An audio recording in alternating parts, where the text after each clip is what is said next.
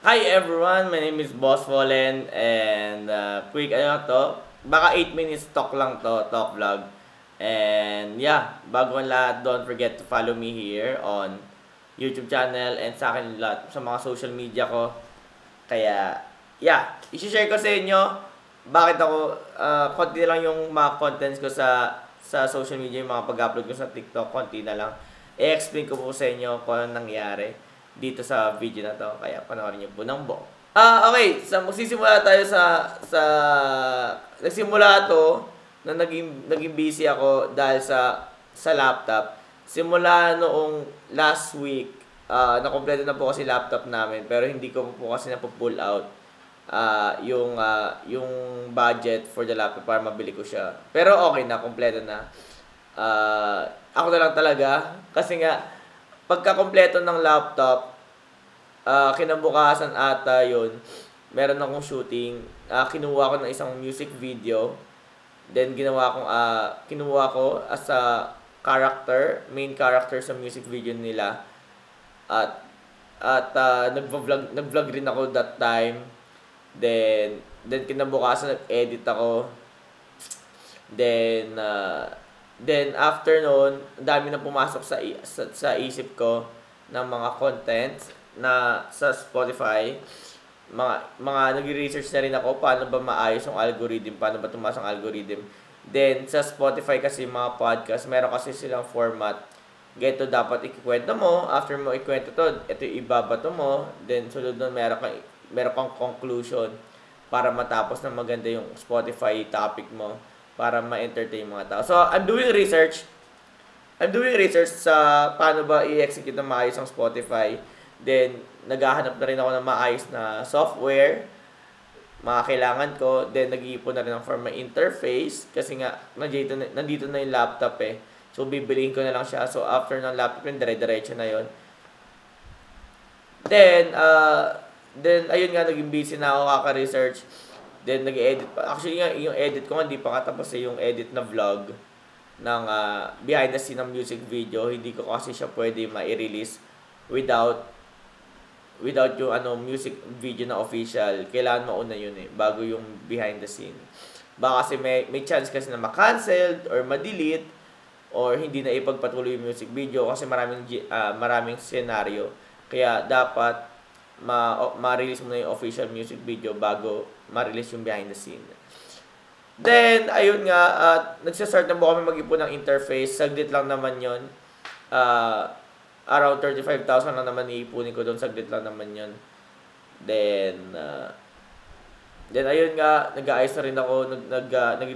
Gumagawa na rin ako ng mga plans. Then, malapit na rin kasi birthday ko. Sobrang dami ko nang ginagawa ngayon. Then, yeah, ito. Tapos, i-vlog, nag-vlog rin ako. Marami na kasi akong inaayos na social media. Meron akong Facebook. Doon yung sa pagla-live. And then, pagbabato ng mga reels gamit yung mga ginawa ko sa TikTok. Meron Facebook. Nagla-live ako sa Facebook. Gumagawa ako ng content sa Facebook. Nagpo-photoshoot ako.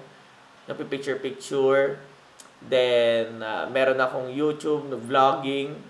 Then, meron akong TikTok contents, TikTok live. Then, meron akong Instagram for my photos. Nag-aayos ako ng mga photos na ano ba may i-share sa Instagram. Then, trends. Meron akong trends. So, parang siyang Twitter, pero under siya ng Meta. So, nag-update din ako sa mga trends. Then, meron akong Spotify. Gumawa akong sarili ko Spotify. Then, doon ko naman siya ibabato yung mga podcast ko. Then, sa YouTube naman, yung podcast kasi doon, more on, audio sa Spotify. Then, sa YouTube naman po, meron siyang podcast na meron siyang video. So, podcast ng video. So, iba rin yon. So, actually, dumadami na po yung ginagawa ko. So meron pa ako may mga darating pa mga schedule na may mga schedule pang travel, then interview. Merong nag-ano sa akin, may nag-invite sa akin ng isang interview na isang motivational speaker. So, di ko na alam gagawin ko. Now I know na sobrang hirap pala na maging content creator, lalo na pag gamay-gamay mo na paano mag-work ang social media, lalo na marami ka nang napapasayang tao, so they need more mga followers mo, lalo na mga matatagal sa'yo. Gusto pa nila ng marami pang makikita sa'yo, updated dapat sila, so kaya ngayon naninibago na ako. Kasi dati mga baguhan na content creator lang ako. Ang target ko lang talaga gumawa ng 25 content sa TikTok. Tapos yun na yun. Okay na ako doon. Pero ngayon kasi sobrang dami na. Nahihirapan akong mag-adjust sa mga pinanghahawakan kong social media, lalo na sobrang dami na nila. Sa Instagram din, sumipa yung algorithm ko. Sobrang taas ng algorithm ko sa Instagram. So ang dami nag-follow. So magti 3,000 followers na ako sa Instagram. So I'm so stressed right now. Pero which is I'm blessed kasi nakikilala na yung pangalan ko.